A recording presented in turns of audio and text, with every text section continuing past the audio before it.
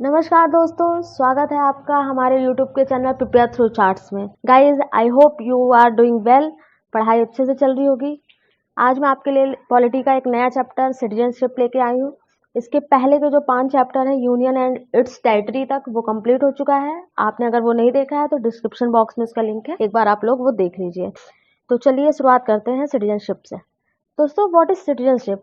The status of being a citizen is mainly called a citizenship. तो citizenship जो chapter है ये हमारे कॉन्स्टिट्यूशन में पार्ट 2 में दे रखा है। इस पे मेनली आर्टिकल 5 से 11 तक कवर है। हर एक आर्टिकल क्या बताता है, क्या कहता है, इसके बारे में हम बात करेंगे। तो सबसे पहले हमें ये जानना होगा कि सिटीजनशिप एक्ट जो है वो क्रिएट कब हुआ था। तो ये सबसे पहले 1955 में आया था। अभी तक इसको 9 टाइम्स अमेंड किया जा चुका है। सबसे रिसेंटली जो है वो 2019 में अमेंड हुआ है। पता ही होगा आपको, चर्चा में काफी चल रहा है सिटीजनशिप अमेंडमेंट एक्ट 2019। तो अब इसके आर्टिकल्स के बारे में जानेंगे एक एक करके। सबसे पहले आर्टिकल 5 आता है। वो बताता है कि कैसे लोग सिटीजनशिप के हकदार होते हैं। तो इसमें वो पर्सन जिनका डोमिसाइल जो है इंडियन टेरिटरी में है, प्लस 3 कंडीशंस और हैं। या तो वो इस इंडियन टेरिटरी पे पैदा हुए हों, या उनके माता पिता में कोई एक यहाँ पे पैदा हुआ हो। थर्ड, वो यहाँ पे रेजिडेंट की तरह रह रहे हो 5 सालों से। अब अगला आर्टिकल 6 है। ये बताता है कि ऐसे सिटीजन जो पाकिस्तान से माइग्रेट होकर इंडिया आए हैं, यानी कि इसमें वो सिटीजन आते हैं जो कि पहले आज़ादी के टाइम पे माइग्रेट हो गए थे और वापस इंडिया आ गए थे। तो इन लोगों को इस जगह दी गई है, ऐसे लोग को सिटीजनशिप मिलती है। तो ये आर्टिकल 6 में बताया गया है। आर्टिकल 7 में बताया गया है वो सिटीजन जो कि माइग्रेंट्स हैं पाकिस्तान के, यानी पहले वो इंडिया से माइग्रेट होकर पाकिस्तान गए, उसके बाद पाकिस्तान से इंडिया वापस आ गए रिसेटल होने के लिए। तो ऐसे लोगों को भी इसमें कंसिडर किया जाता है, तो उनको आर्टिकल 7 में बताया गया है। आर्टिकल 8 जो है वो मेनली डील करता है जो इंडियन ओरिजिन के लोग हैं उनको किस तरीके से सिटीजनशिप देनी है, जो अभी आउटसाइड इंडिया रह रहे हैं।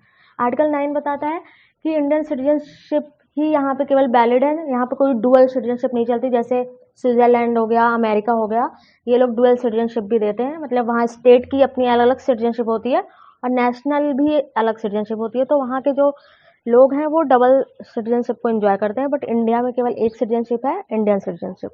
फिर आर्टिकल 10 है, उसमें बताया गया है कि जो राइट ऑफ सिटीजनशिप है वो कंटिन्यू कैसे रखना है या किसको राइट देना है सिटीजनशिप का, ये मेनली पार्लियामेंट डिसाइड करेगा, ऐसा इस आर्टिकल में बताया गया है। आर्टिकल 11 डील करता है कि पार्लियामेंट जो है सिटीजनशिप के रिगार्डिंग कोई भी लॉ क्रिएट कर सकता है। मीन्स किसको एक्वायर करनी है सिटीजनशिप, किसकी टर्मिनेट करनी है, ये डील करता है आर्टिकल 11। तो आप ध्यान रखिएगा, आर्टिकल 5 से 11 बहुत इंपॉर्टेंट है, मतलब पूछ लिया जाता है। तो इसलिए मैंने बहुत शॉर्ट में दिया हुआ है, आपको रिविजन करने में आसानी होगी। बाकी डिटेल में आपको पढ़ना है तो आप लक्ष्मीकांत की बुक को प्रेफर कर सकते हैं, उसमें बहुत अच्छे से बताया गया है। आगे हम देखते हैं कि सिटीजनशिप को एक्वायर कैसे कर सकते हैं। तो सिटीजनशिप को एक्वायर करने के मेनली 5 तरीके जो हैं वो दिए गए हैं। बाय बर्थ या bye decent, bye naturalisation, incorporation या रजिस्ट्रेशन। तो आइए इन तरीकों को जान लेते हैं कि हर एक जो तरीका है या मेथड है उसमें किस तरीके से सिटीजनशिप एक्वायर हो रही है। सबसे पहले बाय बर्थ आता है। बाय बर्थ में ऐसे लोग जो 26 जनवरी 1950 और 1 जुलाई 1987 के बीच में बॉर्न हुए हैं उनको सिटीजनशिप मिल जाएगी। उनके लिए कोई अलग से स्पेशल कार्रवाई करने की जरूरत नहीं है। 26 जनवरी 1950 इसलिए रखा गया है, इस दिन हमारा कॉन्स्टिट्यूशन कमेंस हुआ था, तो आप लोग को पता ही होगा। उसके बाद 1 जुलाई 1987 से लेकर 3 दिसंबर 2004 तक के बीच में किसी भी एक पेरेंट का सिटीजन होना रिक्वायर है बॉर्न के अलावा, तो ये कंडीशन है।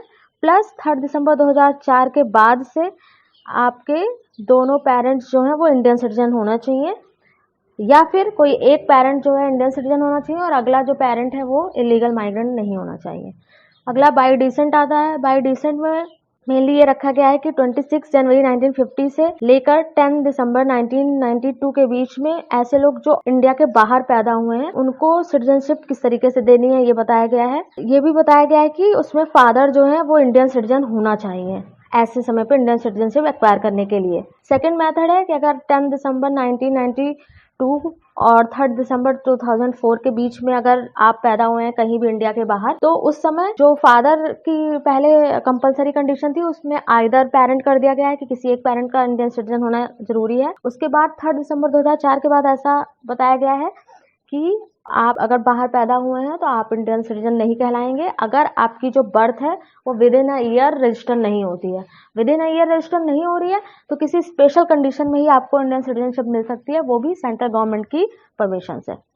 अगला है बाई नेचुरलाइजेशन। बाई नेचुरलाइजेशन के मेथड में गवर्नमेंट किस तरीके के लोगों को देख रही है कि वो यहाँ के सिटीजन बनने के लायक हैं या नहीं, इसके लिए उन्हें एनिमी कंट्री का होना बिल्कुल भी जरूरी नहीं होगा। जैसे इसमें पाकिस्तान, बांग्लादेश, इन सब कंट्रीज के लोगों को सिटीजनशिप नहीं दे सकते हैं। फिर इसमें रजिस्टर करने से पहले 14 साल के टोटल ड्यूरेशन में एटलीस्ट 11 ईयर्स आपको भारत में रहना अनिवार्य है। और जब आप एप्लीकेशन दायर कर रहे हैं उसके 1 साल पहले आप इंडिया में कंटिन्यूअसली रह रहे हो, तो इसमें इस मेथड में इस तरीके से इंडियन सिटीजनशिप एक्वायर कर सकते हैं। फिर उसके बाद आता है बाई इनकॉर्पोरेशन।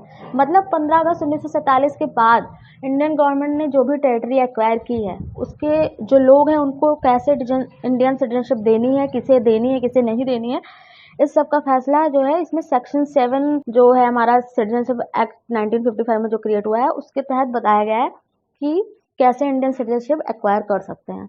लास्ट जो है हमारा बाई रजिस्ट्रेशन है।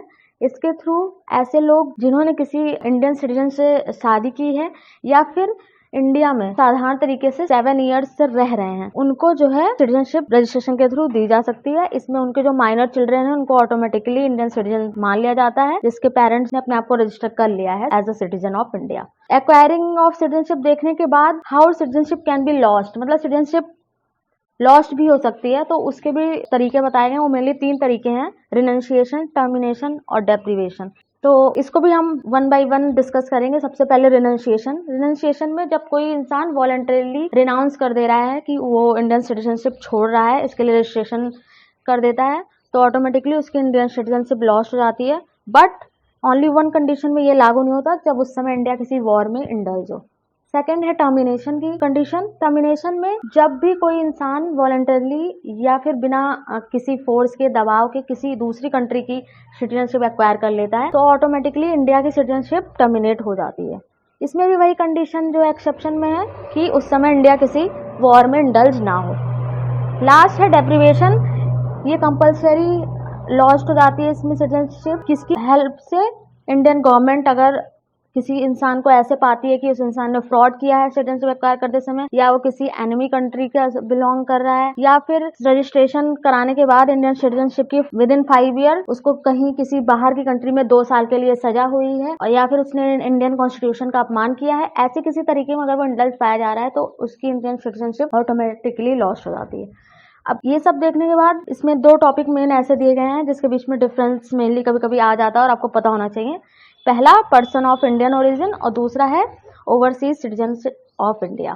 तो सबसे पहले देखते हैं कि पर्सन्स ऑफ इंडियन ओरिजिन क्या हैं। तो दोस्तों ऐसे लोग जो खुद इंडिया में पैदा हो चुके हों या जिनके पेरेंट्स या ग्रैंड पेरेंट्स यहाँ के सिटीजन रह चुके हों या पैदा हो चुके हों बट अभी वो किसी फॉरेन कंट्री का पासपोर्ट ले चुके हों, तो ऐसे लोग जो हैं वो पर्सन्स ऑफ इंडियन ओरिजिन कहलाते हैं। बट इसमें जो है पाकिस्तान, श्रीलंका, नेपाल, बांग्लादेश, भूटान, चाइना, अफगानिस्तान, इन सब कंट्री के सिटीजन को इसके अंदर कंसीडर नहीं किया जा सकता है। ऐसे लोगों को इंडियन पासपोर्ट रखने की परमिशन दी जाती है तब जब उनकी कोई पति या पत्नी जो है वो इंडियन सिटीजन हो या फिर वो खुद पर्सन्स ऑफ इंडियन ओरिजिन हो। इसमें सेपरेट वीजा उनको नहीं चाहिए होता है। एक 15 साल का ड्यूरेशन दी जाती है, उसके तहत वो मल्टीपल विजिट ले सकते हैं, बार बार वीजा इशू कराने की जरूरत नहीं होती है। मल्टीपल एंट्री अलाउ है उनको इस 15 ईयर्स के बीच में, चाहे वो किसी भी काम से आ रहे हैं। उसके बाद ओवरसीज सिटीजन ऑफ इंडिया जो होते हैं वो ऐसे फॉरेन लोग जो इंडियन सिटीजनशिप एक्वायर करना चाहते हैं और गवर्नमेंट जिनको ये देखती है कि वो इंडियन सिटीजन बनने के लायक हैं या पहले रह चुके हैं 26 जनवरी 1950 के टाइम पे या उसके बाद, तो उन ऐसे लोगों को ये दिया जाता है। इसमें भी पाकिस्तान, बांग्लादेश के सिटीजन उनको नहीं रखा जाता है। ओवरसीज सिटीजन ऑफ इंडिया को ज्यादा राइट्स मिलते हैं पर्सन ऑफ इंडियन ओरिजिन के कंपेयर में। ये बिल्कुल एनआरआई जो नॉन रेजिडेंट इंडियन है हमारे, उनके और overseas citizen of India in दोनों के राइट्स काफी सेम होते हैं। बस अंतर एक ये आता है कि ये एग्रीकल्चरल लैंड एक्वायर नहीं कर सकते इंडिया में, बाकी ये फाइनेंशियल, एजुकेशनल, इकोनॉमिक मैटर सब में एनआरआई से सेम इनको राइट्स मिलते हैं। ये भी मल्टीपर्पज मल्टीपल एंट्री जो है लाइफ लॉन्ग इंडिया में कर सकते हैं बिना वीजा के। तो ऐसा पाया गया कि जो पर्सन्स ऑफ इंडियन ओरिजिन है और ओवरसीज सिटीजन ऑफ इंडिया है, इन दोनों के बीच में लोगों को काफी कंफ्यूजन क्रिएट होने लगी थी। तो 2015 का जो अमेंडमेंट हुआ था सिटीजनशिप एक्ट में, उसमें पीआईओ को और ओसीआई को मर्ज करके overseas citizen of India card holder करके एक बना दी गई थी स्कीम। उसके तहत जो है ये आसान हो गया था और लोगों की कंफ्यूजन भी दूर हो गई, और अब लोग जो है एक ही स्कीम के तहत दोनों स्कीम का फायदा उठा सकते हैं, क्योंकि ओसीआई के ऑब्वियस सी बात है प्रोविजंस थे वो ब्रॉडर थे पीआईओ से। तो आई होप आप लोगों को समझ आया होगा ये क्या है सिटीजनशिप, और सिटीजनशिप को कैसे एक्वायर कर रहे हैं, टर्मिनेट कर रहे हैं वगैरह, सब आप अच्छे से समझ पाए होंगे। यहीं पे मैं अपना लेक्चर खत्म करती हूँ। लेक्चर पसंद आया तो प्लीज लाइक करें, कमेंट करें, सब्सक्राइब करना ना भूलें, बेल आइकन प्रेस जरूर कीजिए, क्योंकि आपको इससे हमारे लेक्चर्स की अपडेट लगातार मिलती रहेगी। Thank you.